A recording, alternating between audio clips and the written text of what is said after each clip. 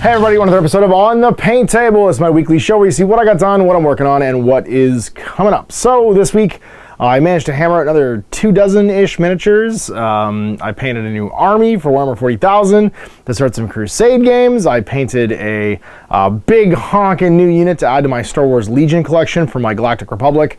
And I've assembled and got some help assembling a whole bunch more projects. I got some stuff for Age of Sigmar here, Necromunda back in the mix, and then an add-on, basically the second half of this 40k army project. So let's see what I got done and what is coming up. So first things first, here's what got painted this week. I painted 50 power, a starting Crusade roster for my Adeptus Custodies. If you've been watching On the Paint Table for a while, I've literally pulled the sprues for this army out like 3 separate times.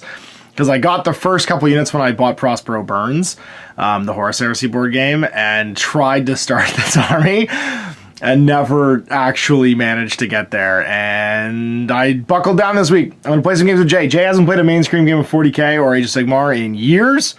And I was talking about how much I like Crusade, and so we're going to throw down some Crusade forces and play some games. And to do so, he needed to build a 50 power roster, and I did too. And of course, I am adamant I need to get at least one thing out of my dining room.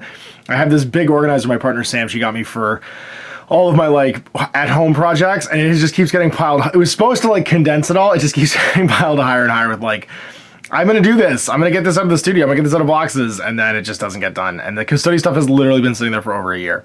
So this is getting painted. So what did I kind of like crush out this week? Well, I got myself 3 troop choices, if you count these guys, of prosecutors. So prosecutors from the Sisters of Silence. I got some vigilators. I have a ancient Contemptor Dreadnought, and then 2 troop choices, units of custodians, just like guardians. I have a 1 shield, 2 spear config on both these units. A shield captain with a spear. I didn't do the like defensive captain because I'm gonna actually build my defensive captain out of the parts for these guys, which is a 3-man squad of Allarus Terminators who have the Castellan axes and Ballesteros grenade launchers. And overall, I think this is 49 power. So this is it's kind of hard to do exactly 50 power with this team. I could have probably done another unit of vigilators, but I figured having other troop choice is actually kind of handy. And I wanted to have a fairly rounded list with a bunch of different units. So I just copy pasted the Custodian Guard squad, took a captain, and so I've got like 1, 2, 3 elites. You have the vigilators and the because you're only usually playing 25 power games to start, so 25 power. I've got the Dreadnoughts an elite, the Vigilators an elite, the Ballesteros Terminators an elite, and then 2 troop choices and an HQ. So I can run this as a patrol if I want to. Haven't decided if I'm going to do Dreadhost or not. Dreadhost is cool for the charge, but there's a bunch of like Shadow Keepers are cool as well. I might run this as a Shadow Keepers unit, and we'll see. We'll see where we go from there. But basically, my Crusade roster is ready to play some games, and I've been loving the Crusade. I think, honestly, Crusade is my favorite way to play 40k, and the Custodies were like a instant fix, basically. So I have the other 1,000 power pulled out, and I'm starting to assemble it, and I'd like to get that done next week if I can. We'll see if it gets done next week. It's going to get done relatively soon otherwise. I'm actually going to play some games next week, hopefully, and then hammer out the sort of like the results relatively quickly. So it's pretty easy to do 50 power Custodies. It's real easy to get that done. And if I can get the other 50 power done, then I can play a full 2,000 point like match play game with them as well. And I can just put this on the shelf. Now, the thing I'm really proud of is I have been like, well, I mean, you can see there's not a lot of shelf space left here in the studio anymore. And I'm hammering stuff into cases a lot of the time. I've been struggling with a way to store these. I was at Michael's with the kids getting Christmas decorations, and they have these, I think they're $5.99 Canadian, totes. And then in the photo mounting section at the back, they have adhesive magnetic. So this is a magnetic strip that's it's glue on one side. So what I did was I actually made myself a carrying case with some rare earth magnets and this tote. And all of these guys are the right height. I think the bikes might not be. Like on their flight stands, but off their flight stands they will be to store in here, and it means that all of these spiky minis are protected. They stay on their bases basically on magnets. They don't slide around, and I can stack these things and save some space. So I think what's going to happen, it also keeps dust off them, which is handy too. So I think it was $16 for the it was a 2x1. So basically you can do 2 of these containers. I have another one already ready to go. with this like magnetic strip, and then $5.99 for the case. So for $12 plus $16, $28, I got 2 carrying cases for miniatures. They lock shut. Oh, that one's not sitting flat. Here, sit flat, there we go. They don't move, right? They're on rare earth magnets, and it'll keep the dust off them, and I can fill the shelves with these instead. I'll save a ton of space. Everybody's gonna stay clean. I can be organized, and I'm gonna try and then like, maybe I even have like a project end. When this thing's full, I can be like, job's a good one, I'm done. So this 40K army's going in here.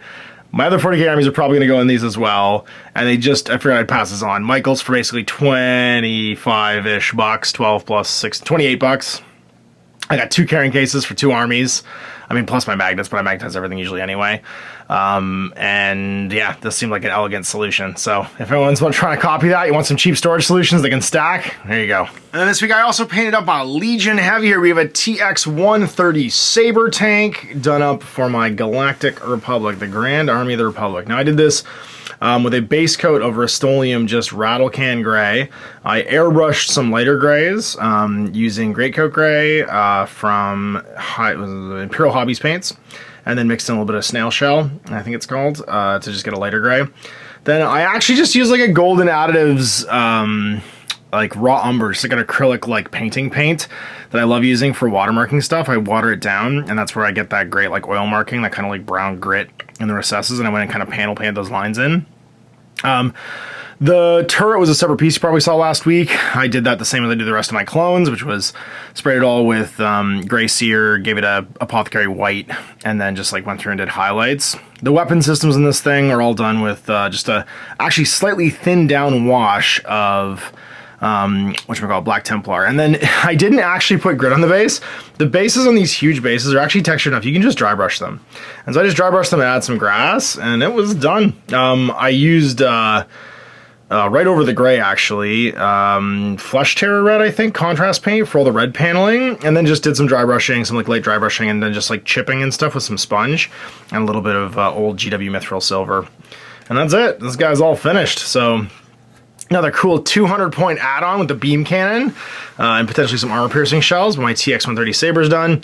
And then I painted a strike team of the ARC troops, with a DX-115 sniper rifle, and then just a regular dude. So strike team number 1, which I have like a small activation count unit now, and I use them with or without the jump packs, but it means my ARC strikes are starting to get painted.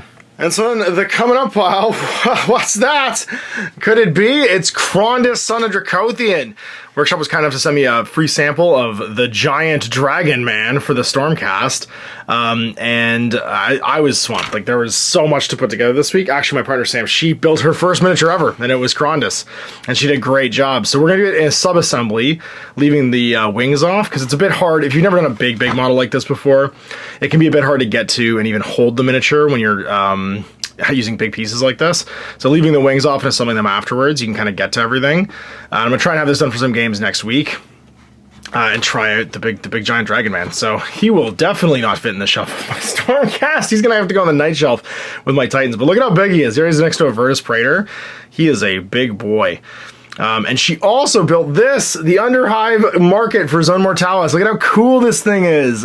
This terrain piece basically gives you like a whole set of market stalls with signs.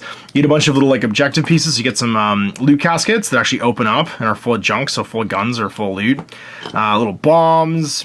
And then like a lot of it can be built variably. So she built the 2 big tents, but you could actually do them. There's enough pieces to do them both as 4 small ones as well. So you can do 4 small stalls or 2 large ones. She made them as large ones. You have a gate, which can be just a fence if you want, but then you can also have it be a vendor station for like the cask, and this one's laid out to put the weapons and stuff on. Because you have these like awesome little las fusils. Check out how cool that is. A clock. Big crazy Imperial clock, which I think is super cool. And then like just random stuff like a slot bucket, extra sign. A Mung vase. If you've never played the original version of Necromunda, the Mung vase was it. Sometimes it was worth a gajillion credits, sometimes it was fake. And then even the Riddick like coffee mug. Look at that, it's a little coffee mug, teacup. It's the Riddick teacup for murdering people with. Really, really cool kit. I think that this is like The power of Necromunda is stuff like this, is this like scene dressing that makes the game feel gritty and immersive and like down in the dank of the Underhive. And then I'm actually really excited to build these, which is the Underhive Outcast gang. You get 3 sprues. So 12 Citadel miniatures, 4 in each sprue, variety of heads, variety of bodies, variety of weapons. These are all identical, so this is just one of the 3. And you can just make all kinds of stuff. And this is just cool sci-fi fodder. I'm probably going to paint these up for Stargrave, because they'll fit right in with my like my Rogue Trader stuff. There's like enough male, female heads to do to just all kinds of different like kind of poses and styles, and they're armed with a variety of weapons. So that goes along with this, which you can see the review of today, the Book of the Outcast, and that is again like one of those wish list things that you would have at Games Workshop, where it's like they'll never do this for Necromunda. Well, they did.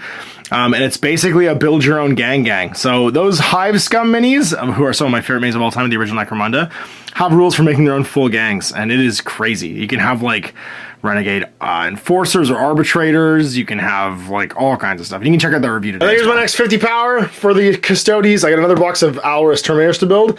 And that's why I wasn't worried about doing the Shield Captain with a shield, because I'm going to do the Alorus Captain, because he's already got that sweet 3+ involved, I'm pretty sure, because he's got a 4+ from the plate.